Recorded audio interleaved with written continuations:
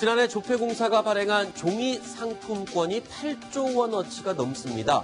모바일 상품권 발행액을 합하면요 10조 원을 넘는다는 게 금융계 추정인데 선물로만 사용되는 줄 알았더니 이 상품권들이요 뇌물 그리고 비자금용으로 사용되고 있다고 합니다.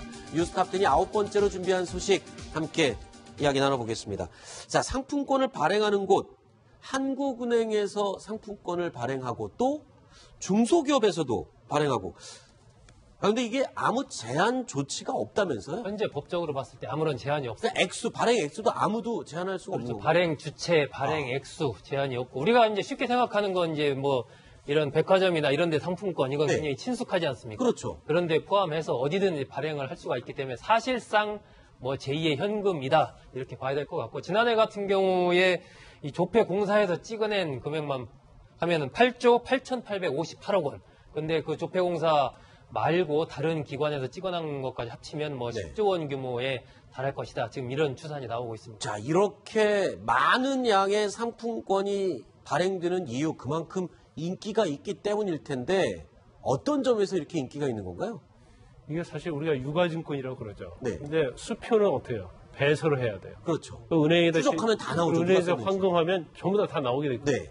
그런데 그리고 또 현금 같은 경우에도요. 사실은 1,800인가요? 요즘 2천만 원 뭐 넘는 범위 내에서 찾게 되면 그거 다 정보 금융분석원인데 통보돼 있어요. 그래서 나중에 문제가 되면 추적이 들어오거든요. 근데 자금 세탁하는 데 있어서 예외적으로 상품권이 예외로 돼 있는 거예요. 아, 그래요? 그래서 저도 예전에는 이거 규정이 있었어요. 그러니까 발행하는데도 제한이 있었고 또 법인카드로 이걸 구입할 수 없었고 또 대량으로 구입을 하게 되면 사실 예를 들어 백화점 상품권에서 누가 구입해왔다는 걸 적기로 돼 있었거든요. 근데 그런 것이 다 없어진 거예요.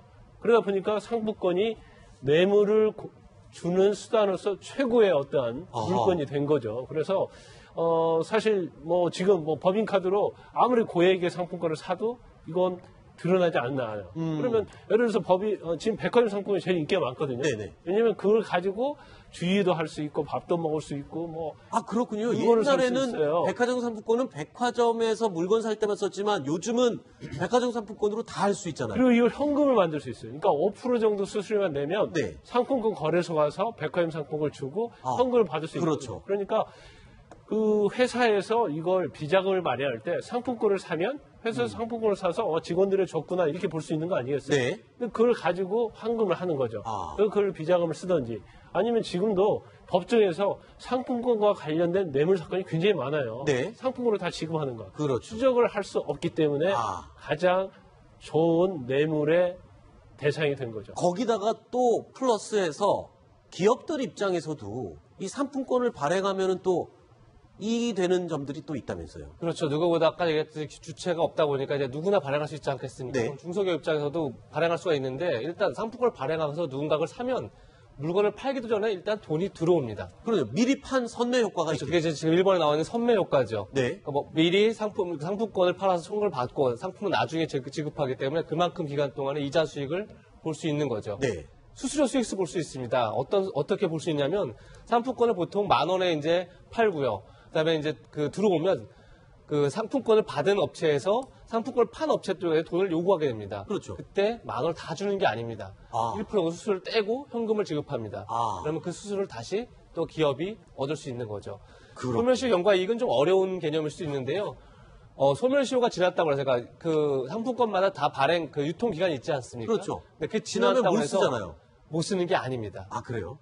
법적으로 발행 이후에 5년이 경과할 때까지 잔액의 90%를 받을 수 있게 돼 있습니다. 거기서 얻는 또 이득이 있다. 그렇군요. 볼 수 있습니다. 그러니까 시간만 지나면 저절로 또 10%의 수익이 생기게 되는 거군요. 자, 그런데 이 상품권은요, 액수가 10,000원, 20,000원, 50,000원, 100,000원이 아니라 500,000원 상품권도 있어요. 이렇게 되면 아까 말씀하신 대로 현금하고 똑같이 쓸 수 있는 데다가 액수까지 고액권이 가능하니까 뇌물로 전달할 수 있는 경우가 많고 그렇기 때문에 상품권과 관련된 주요 뇌물 사건들이 이렇게 많죠. 그렇습니다. 이 상품권 뇌물 주요 사건이 있는 제가 일선에 현직에 있을 때 실제로 수사에 어려움을 겪었던 부분이 뇌물 수수 사건하고 불공정 거래 행위의 그 단속을 한 사건인데 나중에 현장에서 압수를 했는데 상당히 많은 상품권이 나왔어요. 네. 그럼에도 불구하고 양쪽에서 그 네. 상품권에 대한 출처를 입을 다물어 버립니다. 그러니까 이 상품권이 과연 뇌물수수나 불공정 거래 행위에 제공된 금품이냐 아니냐 네. 입증이 굉장히 곤란했던 기억이 있었거든요. 네. 그런데 이게 사실은 환급성도 높지만은 이게 익명성이 보장이 된다. 아하. 그래서 상품권의 추적, 그러니까 백화점에서도 이 기재를 하지 않거든요. 네. 그 회사가 또 뭐가 문제냐면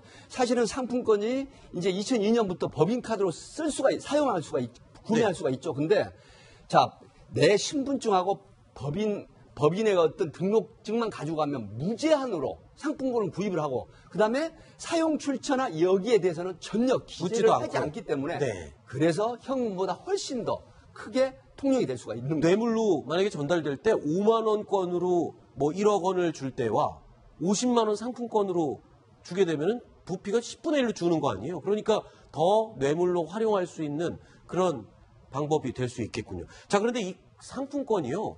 이 과거에도 문제가 된다라고 해서 폐지됐다가 다시 살아났다가 막 이런 그런 과거가 있다면서요?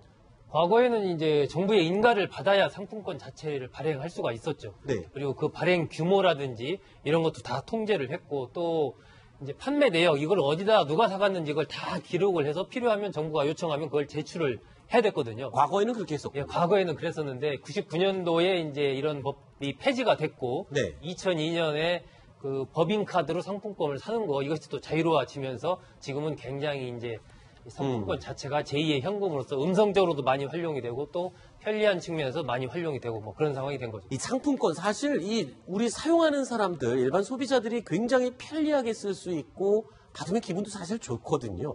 정말 좋게만 쓰면 정말 편리한 건데 이거 지금 뇌물로 쓰이는 돈 세탁한 데 쓰이는 이런 것 때문에 그런 건데 이거 어떻게 법적으로 장치를 마련해야 되지 않겠습니까? 어떤 방법이 있습니까? 그런데 일단 지금 김영란법도 시행이 되고 있잖아요. 네. 그러면 이게 사실 그 법을 탈루하는 악용될 수 있는 부분이 있거든요. 그래서 상품권법이라는 걸 또 만들어야 한다고 봅니다. 그래서 첫 번째는 누가 얼마나 사갔는가 그걸 네. 기록을 하고 반드시 보존을 하게 할 것 같고요.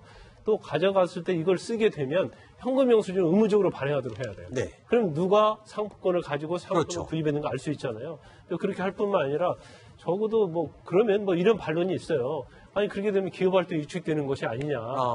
그런데 기업활동이 좀 위축된다 하더라도 결국은 그런 불법한 걸 투명한 하는 게 좋다고 보고요. 네. 또 하나는 어느 금액 이상을 갖다가 상품권을 가지고 물건을 산다랄지 아니면 상품권 구입을 2천만 원 이상, 지금 현금이 2천만 원 이상이면 금융감독원에 통보도 돼 있잖아요. 똑같죠. 네. 상품권이 2천만 원 이상 사가게 되면 그것도 금융감독을 하는 기관에 통보하도록 하는 그런 시스템이 마련돼야 할 것 같아요. 네.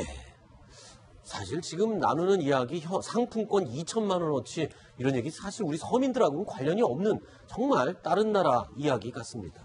좀 좋은 제도를 좋게 사용을 해야 되겠죠.